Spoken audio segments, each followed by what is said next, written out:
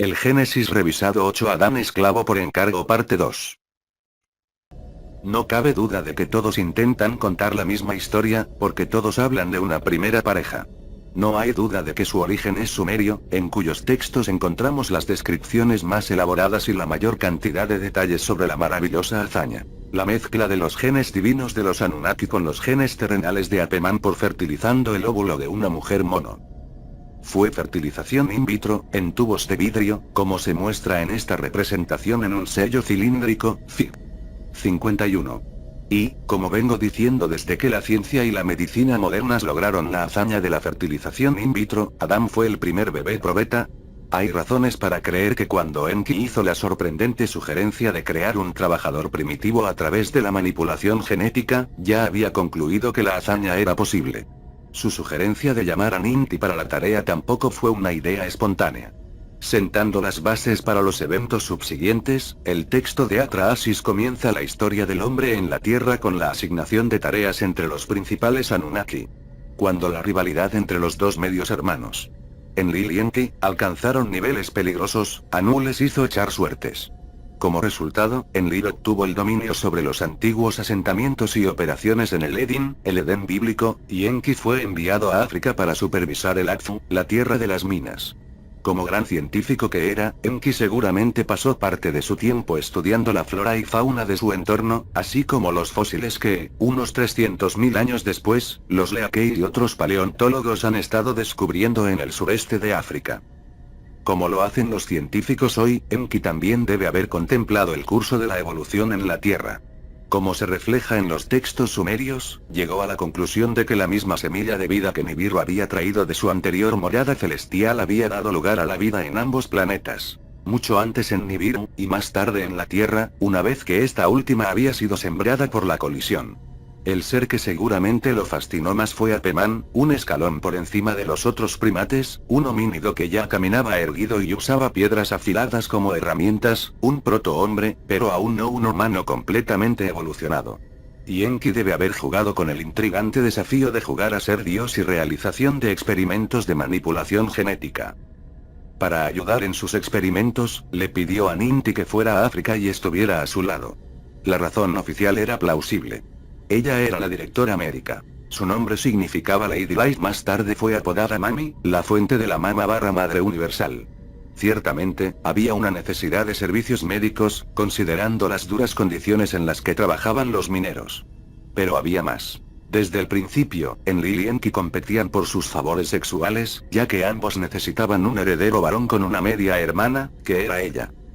Los tres eran hijos de Anu, el gobernante de Nibiru, pero no de la misma madre. Y de acuerdo con las reglas de sucesión de los Anunnaki, más tarde adoptadas por los sumerios y reflejadas en los cuentos bíblicos de los patriarcas, no fue necesariamente el hijo primogénito sino un hijo nacido de una media hermana de la misma línea real quien se convirtió en el legal heredero. Los textos sumerios describen un tórrido acto amoroso entre Enki y Ninti, sin embargo, con resultados infructuosos. Todas las crías eran hembras.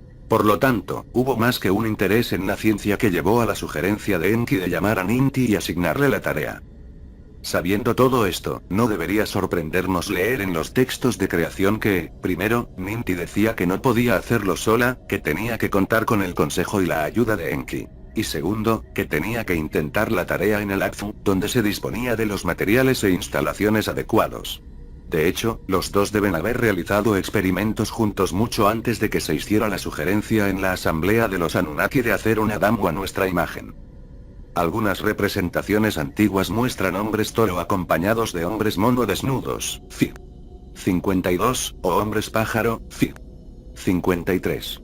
Las esfinges, toros o leones con cabezas humanas, que adornaban muchos templos antiguos pueden haber sido más que representaciones imaginarias. Y cuando Beroso, el sacerdote babilónico, escribió la cosmogonía sumeria y los relatos de la creación para los griegos, describió un período prehumano en el que los hombres aparecían con dos alas, o un cuerpo y dos cabezas, o con órganos mixtos masculinos y femeninos. O algunos con patas y cuernos de cabra o otras mezclas de homínidos y animales. Que estas criaturas no eran fenómenos de la naturaleza sino el resultado de experimentos deliberados de Enki y Ninti es obvio por los textos sumerios. Los textos describen cómo a los dos se les ocurrió un ser que no tenía órganos masculinos ni femeninos, un hombre que no podía retener la orina, una mujer incapaz de tener hijos y criaturas con muchos otros defectos. Finalmente, con un toque de picardía en su desafiante anuncio, se registra que Ninti dijo: ¿qué tan bueno o malo es el cuerpo del hombre? Según me indique mi corazón, puedo hacer que su destino sea bueno o malo. Habiendo llegado a esta etapa, donde la manipulación genética estaba lo suficientemente perfeccionada para permitir la determinación de los aspectos buenos o malos del cuerpo resultante, los dos sintieron que podían dominar el desafío final: mezclar los genes de los homínidos. Hombres mono, no con los de otras criaturas terrestres sino con los genes de los mismos Anunnaki. Usando todo el conocimiento que habían acumulado, los dos Elohim se propusieron manipular y acelerar el proceso de evolución. Sin duda alguna, el hombre moderno habría evolucionado eventualmente en la Tierra en cualquier caso, tal como lo había hecho en Nibiru, ambos provenientes de la misma semilla de vida. Pero todavía quedaba un largo camino y mucho tiempo por recorrer desde la etapa en la que estaban los homínidos hace 300.000 años hasta el nivel de desarrollo que los Anunnaki habían alcanzado en ese momento. Si, en el transcurso de 4.000 millones de años, el proceso evolutivo hubiera sido antes en Nibiru solo el 1% de ese tiempo, la evolución habría estado 40 millones de años adelante en Nibiru en comparación con el curso de la evolución en la Tierra. ¿Los Anunnaki se adelantaron a la evolución en nuestro planeta en 1 millón o 2 millones de años?